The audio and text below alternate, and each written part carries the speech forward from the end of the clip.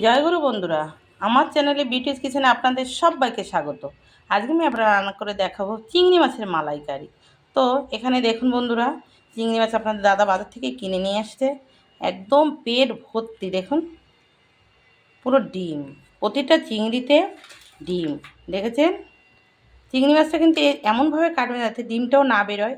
আর এই যে মাথার কাছে নোংরাটা থাকে, আমি এগুলো কেটে বের করে ফেলে দিয়েছি। এখানে একটা নোংরা থাকে, এই শীষটাকে আমি বের করে দিয়েছি। এখানে অল্প একটু কেটে তারপরে এর ভিতরে যে নোংরাটা সেটা টেনে আপনারা বের করে দেবেন। তো এই যে আমি চিংড়ি মাছ কেটে নিয়েছি। এই চিংড়ি মাছ এবার লবণ হলুদ মাখিয়ে এবার আমি এটাকে ভাজা করব একটু।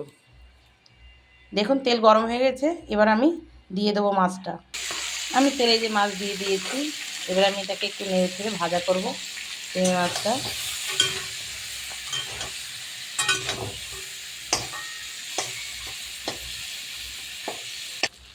দেখুন আমার চিংড়ি মাছ ভাজা হয়ে গেছে, এবার আমি নামিয়ে নেব।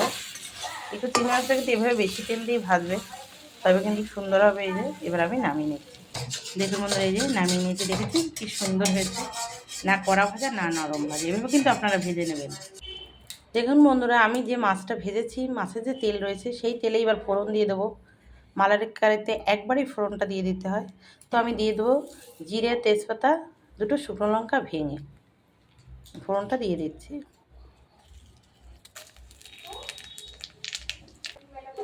একটু নেড়ে চেড়ে এবার লাল হবে। আমি এর ভিতরে একটু দিয়ে দেবো চিনি, তাহলে কালারটা সুন্দর হবে।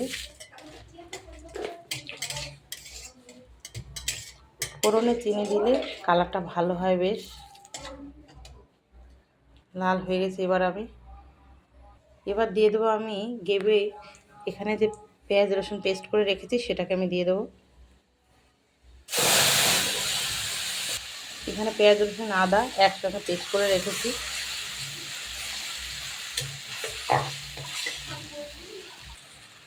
এবার আমি হলুদ দেব,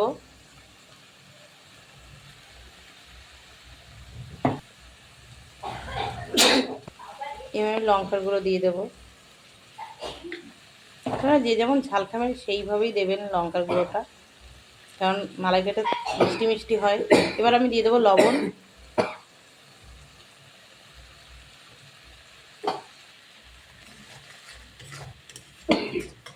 একটু এভাবে নেড়ে ছেড়ে এটাকে তেলটা ছেড়ে দেবে। মশলা কষানো হয়ে গেছে, এবার আমি জল দিয়ে দেবো, মাছ দিয়ে দেবো। মাছ দিয়ে ভেজে রাখা মাছটাকে দিয়ে এবার নেড়ে চেড়ে আমি জল দিয়ে দেবো। জল দিয়ে দিচ্ছি। আমি এটা দুধে করব না, আজকে আমি কিন্তু নারকেলের দুধ দিয়েই সবাই মালাইকারি করে, আমিও করেছি বা করি। আমি আজকে জলে চিংড়ি মাছের মালাইকারি করব। যদি কারো নারকেল নাও থাকে, মালাইকারি খেতে ইচ্ছে করে, তো এইভাবে কিন্তু অতি অবশ্যই মালাই করে চট জলদি করে একদম খেয়ে নিতে পারবেন। আমি একটু এখন জিরের গুঁড়ো দিয়ে দেবো। আমি জিরের গুঁড়ো কিন্তু আগে দেইনি, এবারে আমি জিরের গুঁড়োটাকে দিয়ে দেবো। এই যে একটু সামান্য পরিমাণে, আজকে বাটিনি, গুঁড়ো জিরে দিয়ে আমি করছি। একটু গুঁড়ো জিরে দিয়ে দেবো, দেখুন কি সুন্দর হচ্ছে।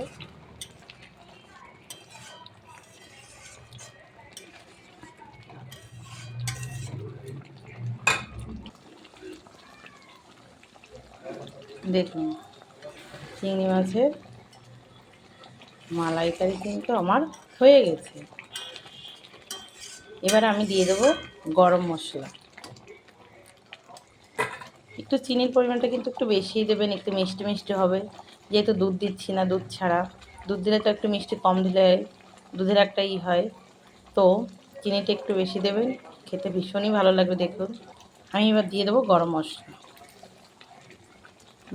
গরম মশলা দিয়ে দেবো। এবার নেড়ে চেড়ে আমি এবার নামিয়ে নেব। আমার হয়ে গেছে। দেখুন, দেখেছেন আমার মালাইকারি কিন্তু হয়ে গেছে। মালাইকারি নামিয়ে নিয়েছি, দেখুন কি সুন্দর লাগবে। নারকেলের দুধ না হলেও মালাইকারি যে খাওয়া যায় না, তো এখানেই বোঝা যাচ্ছে। দেখেছেন এভাবে কিন্তু আপনারা অতি অবশ্যই নারকেলের দুধ ছাড়া মালাইকারি কিন্তু করে খেয়ে দেখবেন, খেতে দেখবেন ভীষণ ভালোই লাগে। তো আমার এই রেসিপিটা যদি ভালো লেগে থাকে তাহলে please please please like share comment করতে কিন্তু ভুল করবেন না, সাবস্ক্রাইবটা করে দেবেন। জয় গুরু।